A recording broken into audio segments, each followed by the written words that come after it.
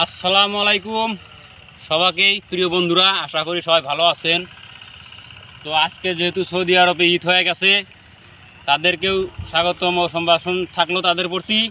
আমাদের প্রিয় দেশ ভারতবর্ষ, সবার প্রতি আমার ঈদের শুভেচ্ছা ও স্বাগতম রইল।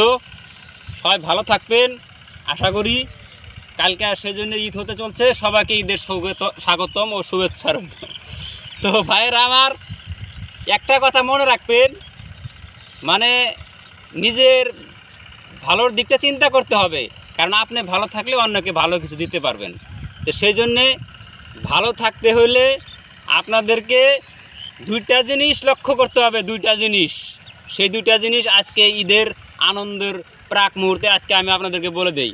সেটা হলো যে ভালো থাকতে হলে আপনাদের এক নম্বরে কথা কম বলতে হবে। এক নম্বরে আপনাদের কথা কম বলতে হবে, বেশি বেশি কথা কওয়া যাবে না। হ্যাঁ, সবসময় কথা কম বলতে হবে আর কি মোটোতে।